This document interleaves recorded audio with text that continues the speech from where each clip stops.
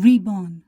This small TV series by Tencent should be watched by every teenager out there, especially girls, to see their own selves in various choices the kids in this drama make.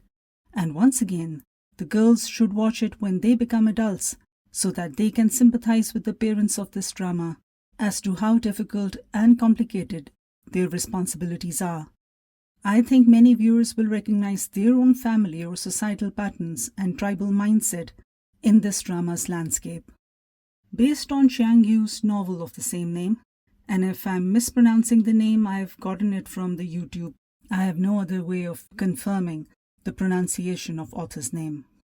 Based on Qiang Yu's novel of the same name, the topics shown here range from the adverse effect of traditional households where family takes priority over any individual need, impact of domestic violence, child sexual abuse, teen pregnancy, abortion or miscarriage, child neglect and abandonment, suicide, the concept of honor and privilege, the difference in care of sons versus daughters, bullying by family members and peers, the aftermath of divorced parents, especially ambitious and workaholic parents, on their kids, the directionlessness and anger that kids feel because of parental alienation and isolation, or what they feel due to parents' overbearing and overprotective behavior, and the different kinds of safe spaces and dependency and delinquency that teenagers choose to have outside their home because the adults have failed them. A case has been made for good mental health of both adults and children in this drama. The drama follows the layout of Qiang Yu's novel, but I'll lay out the minor differences between it and the series as I go along. I'll start off by telling the story of Bai Yu, the main character of this drama. Bai Yu is the eldest child and daughter of the third son from the Zhao family.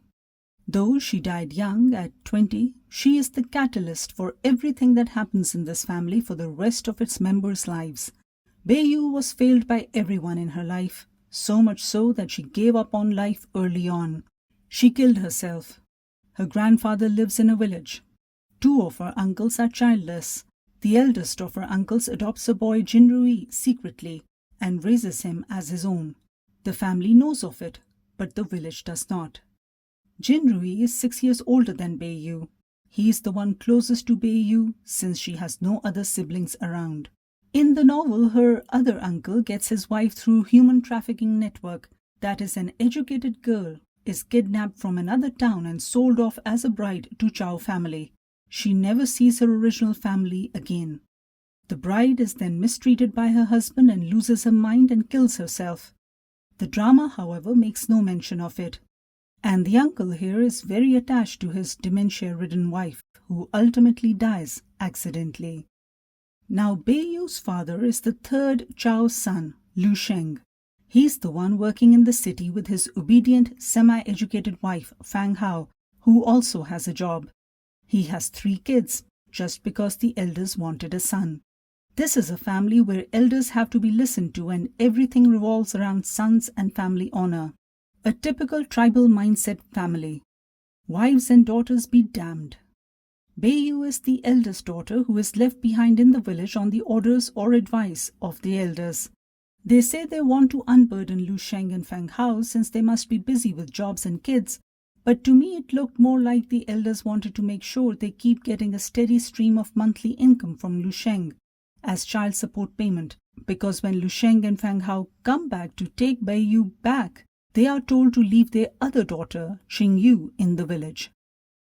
So to me it felt like they just wanted control and money over their third son and his life. Bai Yu grows up with her grandparents and her uncles and their wives. She is extremely pretty, which is cause for jealousy and bullying in school in any case, but she is also brilliant and has artistic flair for dance and music. Her cousin Jin Rui impregnates her when she is 12 and he is 18. In the novel, he takes her to a clinic for abortion, but in the series it's shown as a miscarriage while he's away at college. She's also shown as older when she gets pregnant, but in the novel, she's 12. And of course, it's easier to find out about a miscarriage since she ended up at the local village clinic as a 12-year-old. Jin Rui's parents and grandparents, as well as Bai Yu's parents, hide the fact that Jin Rui is the culprit. Nobody consoles her or even admonishes Jin Rui privately. In fact, her entire family alienates her as a wayward girl with loose morals. Jin Rui never comes back to the village, nor does he talk to Bai Yu again. This makes things difficult for her at home, at school, and in the village because she is bullied mercilessly. There's an incredibly heartbreaking scene in episode 8 or so when it's shown that Bai Yu ran away from the Chao home and the village and came all the way to the city to be with her parents and begged them to keep her. And they sent her back saying she needs to focus on her studies and be a good girl. Her mother worried that she won't have a good future if she didn't get into college, and her father worried about making his elders angry, that he thinks they couldn't take care of his daughter. This has a dual effect on Bai Yu. She develops a thick skin, a devil-may-care attitude, and she also starts seeking love and attention in the wrong places. That is, she dates anyone who shows a bit of interest in her, who says he'll protect her. All of these guys use and mistreat her, and she starts to believe she actually deserves this kind of behavior. She contracts HIV through one of these guys and kills herself by taking pesticide. In chapter 58, titled Hero, there's a conversation between Qing Yu and her teacher Le Fan about Bai Yu that goes as follows. This is Chao Qing Yu saying, quote, "In my memory, she was very unrestrained in middle school, completely different from elementary school. How can a person change so suddenly? Thinking about it now, she was self-destructive. She had given up on herself." And the teacher La Fan replies, "Your sister experienced such things just as she was entering puberty. She was still a child then. In a child's world, adults are like heaven. If adults say she's wrong, she's dirty, she'll believe she's fallen and become dirty. This makes her doubt herself, fundamentally deny her own value of existence." Unquote. And that is what happened with Bai Yu. Jin Rui. I'm going to say a few words about Jin Rui because I feel sorry for him. Yes, he loves Bai Yu and takes advantage of his cousin sister when she is 12 and he's 18.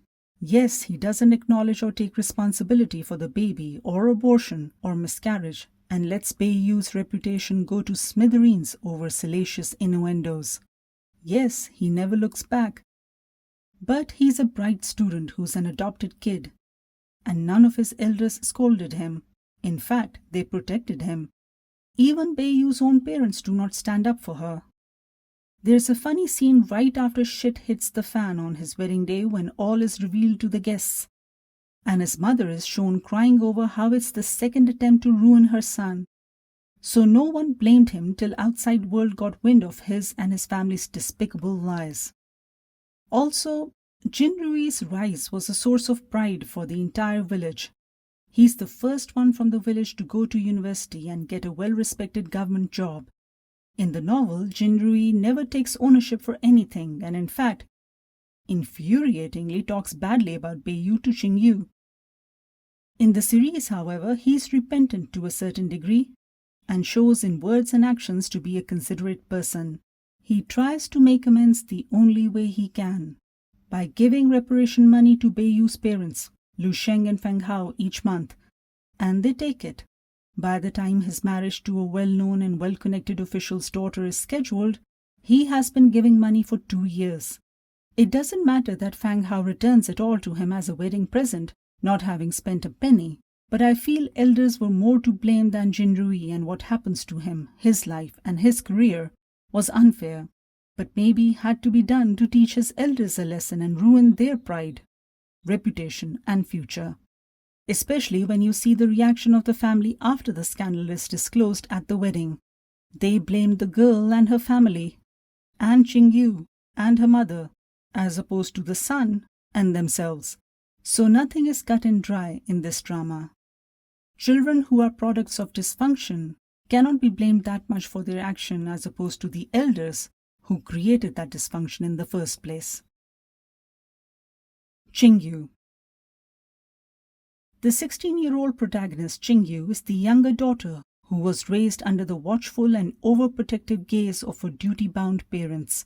She is a bright student, is responsible, follows their rules, and helps around the house. She is quiet and respectful. An ideal child, an ideal girl child. Her brother Jin Yu is a bit lazy, spoiled, chill sort of an athletic boy who goes with the flow and is doted on by his grandparents. He's a good, cute brother and a relaxing influence on his sister who is mature and sensible.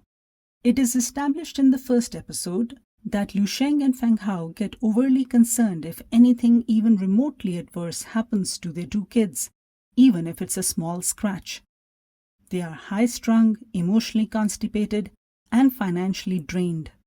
I'd say they are typical lower-middle-class, hard-working, stressed-out parents from a village. Lu Sheng is the good cop to Feng Hao's bad cop. The mother disciplines and scolds and shouts, while the father wants her to go easy on the kids.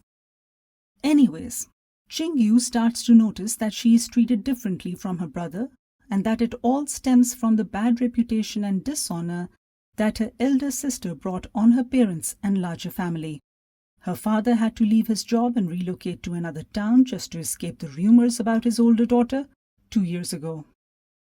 But both parents lie to the kids and tell them that they have relocated for Qing Yu's studies because the new high school gives Qing Yu a better opportunity to get admission in a university. They also lie about Bai Yu's cause and manner of death. Bai Yu had contracted HIV and died by suicide. However, they tell the two siblings that she died of complications from appendicitis surgery. Both parents want to make sure that not even the shadow of Bai Yu's life touches or is known to the younger siblings. Qing Yu starts to act out. She starts to disobey her parents. She starts to investigate Bai Yu's life and death, her boyfriends, and her career. As a younger and unpopular girl, she was jealous and envious of her more beautiful and talented sister.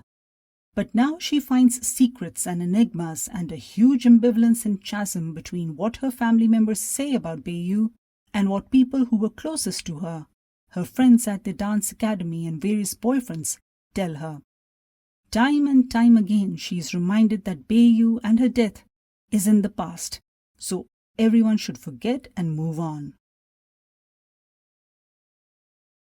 She finds out about Jin Rui and the arrogant disregard of her sister by the entire Chao family and wants all of them to pay for her sister's emotional and physical abandonment and ultimate ruin.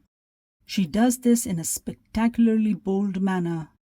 There's a great idealistic line between Qing Yu and Ming Sheng, the main leads, where she asks him what to do if the choice is between justice and right, and Ming Sheng replies, "How can something unjust be right?"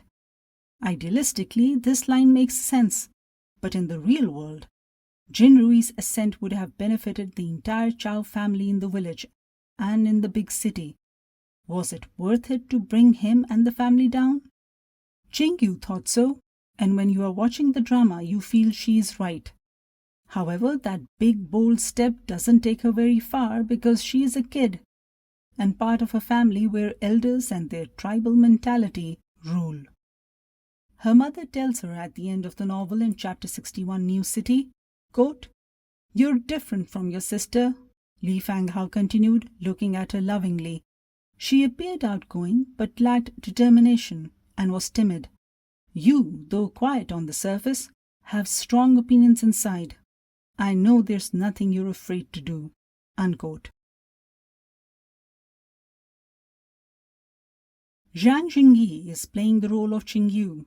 She has done an okay job of looking and acting like a normal, average, modest teenager from a small-town middle-class family.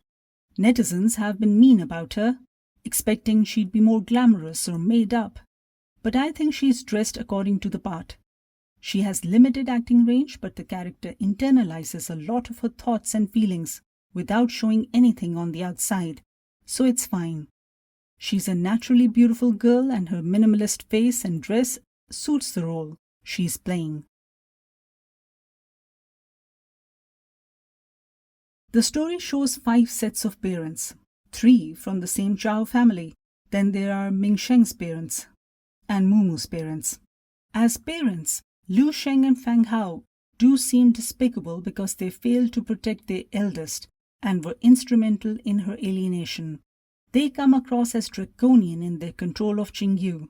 The idea that Qing Yu doesn't ruin her life over bad choices, be it young love or other disasters, like not concentrating on studies, is central to their actions. But that's what parents do. The novel is written from the perspective of kids who get non-communicative parents or live in dysfunction, parents who don't explain things to them and treat them as people without developing or thinking brains, who balk at giving them freedom or to have experiences beyond the home and think of them as possessions. That's where most of the children's frustrations come from, that the parents are not really listening to them. The other aspect is sex, or safe sex, or teenage sex, or sex between cousins, all of which are difficult conversations for parents to have with their kids, boys and girls, and Qing Yu's parents are no different. They discourage any attachment Qing Yu may form at school. She has zero friends at school, by the way, where she's bullied for just being quiet and solitary and studious. Qing Yu doesn't see her parents' guilt. She doesn't see remorse, because her parents never verbalize their failings or shortcomings. But their elder daughter's death is eating both of them alive, especially Feng Hao, who in the novel needs therapy for severe depression. Another thing that adults do, especially Chao family members, is that a girl is blamed for everything, never the son. This is exactly why Qing Yu's mom, who didn't have a say about Bai Yu or what happened to her, wants Qing Yu to escape the life of familial servitude and poverty by standing on her own 2 feet as a respectable university-educated woman, and doesn't want anything to distract her, and that includes the possibility of love.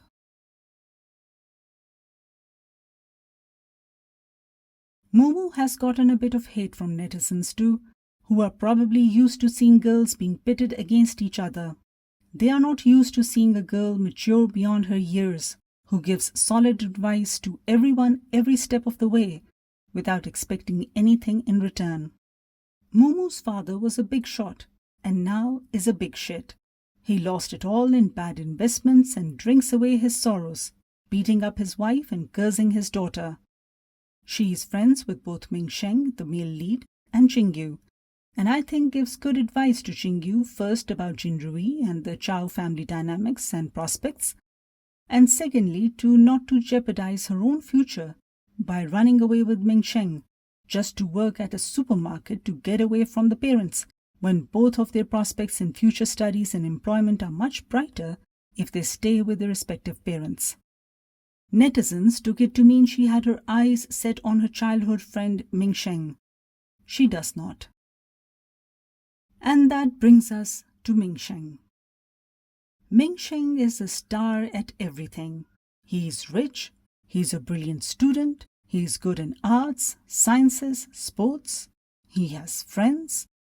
He is the son of director and main surgeon of a hospital. His father is famous in the medical field but has no time for anything else. Ming Sheng's mom, a talented pianist, grew tired of a lonely life waiting around for the husband to show up, and left both the surgeon and the son when Ming Sheng was 5. His father still does not give time to the only son who is raised by one of his grandfathers in a small apartment complex. Ming Sheng declares that his grandfather paid for his early education and took care of his expenses, while the surgeon father was a deadbeat dad and a workaholic. He blames his father for the divorce.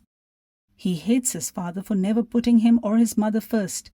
He even blames his father for pulling the plug on his beloved grandfather's life support machine without asking or telling him first.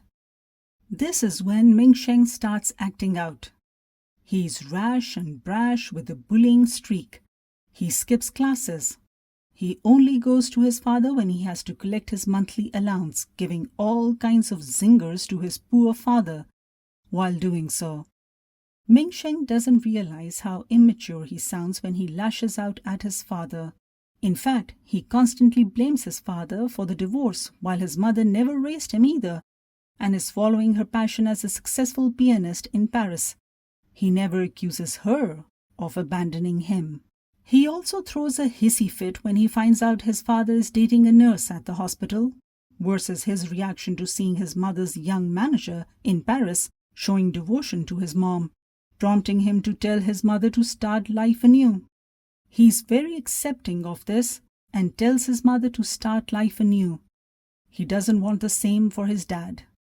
This is typical behavior in children of divorce, who are brainwashed into thinking of one parent as good and the other as the root of all problems. The reality is always more complex, as Ming Sheng finds out in episode 15. Ming Sheng's father didn't have much of a role in the novel, and it's good that they have made him a full-fledged character in the drama. I actually liked his father, who is responsible for patients' lives and talks like a rational adult devoid of emotion and empathy. He cannot connect to his son because he was never there when the kid was growing up, and his efforts when Ming Sheng is a teenager, like cooking for him or giving him sound advice, go nowhere because of the baggage of the past. Ming Sheng is excessively rude and unfair to him all the time. I am on episode 15 right now, and Ming Sheng's attitude towards his father is still pretty bad. He often reminds his misbehaving son that he should not make bad choices simply to get back at his father or because he dislikes his father. For example, by not choosing science as a subject, or running away with a girl at 18, throwing his life and studies in jeopardy, etc.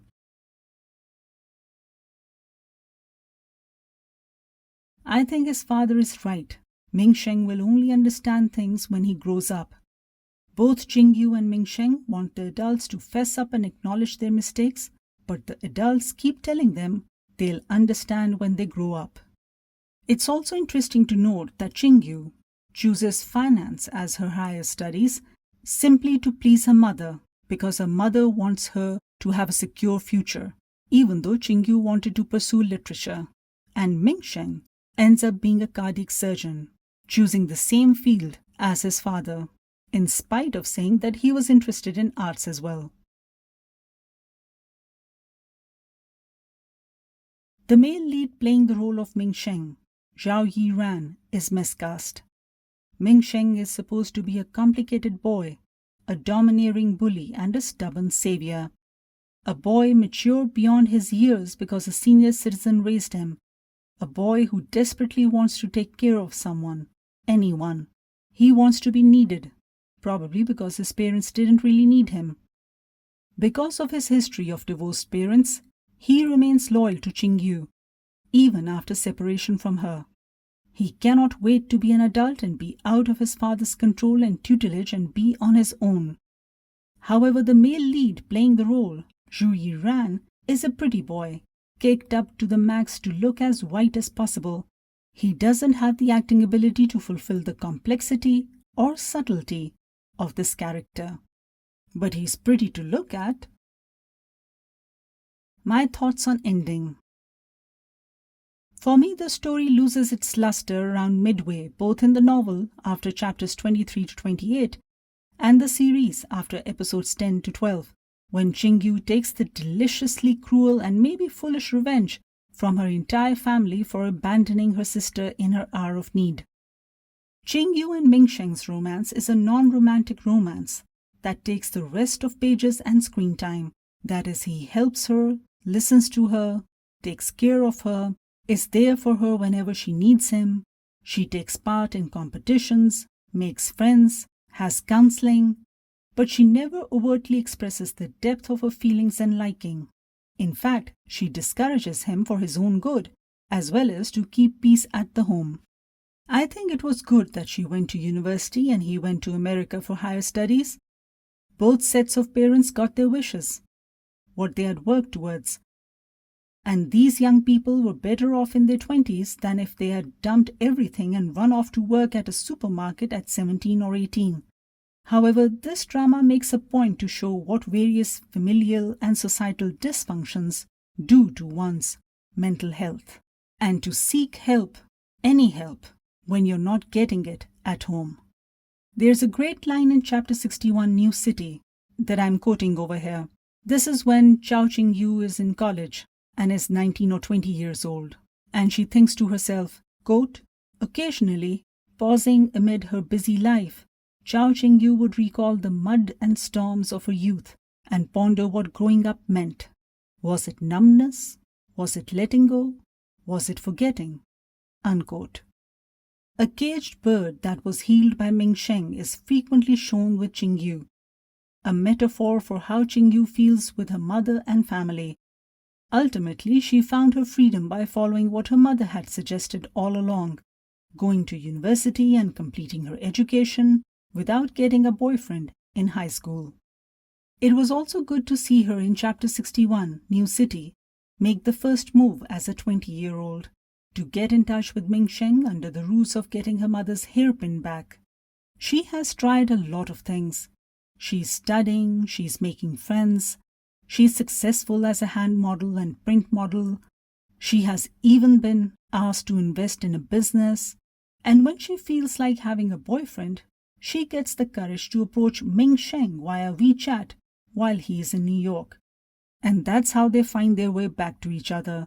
And years later, in the novel, there's a 16-year jump. Them with their 2 children, back at Huan Yu. He's a cardiac surgeon in Shanghai. She used to work in finance but is now a writer. And they are visiting a bookstore in Huan Yu that they have created and funded, which offers free counseling for young people. It's not a profit-making venture, but it's there. And it comes back full circle when Bai Yu's teacher visits and tells Qing Yu that such help could have saved a talented and gentle lost soul like Bai Yu. A Pakistani drama currently airing on ARY and accessible on YouTube deals with similar generational gap and lack of communication and understanding between parents and teenagers, and the resultant dysfunction, and it's also done well. Though it's not based on any book. It's called Parvarish, which in English I think would mean rearing or raising kids.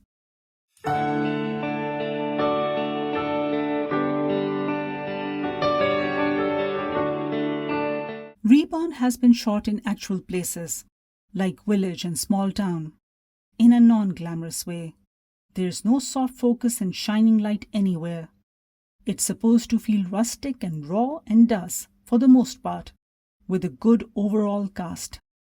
The ultimate lesson in Reborn is to take care of your mental health, forgive the parents, each other, and move on.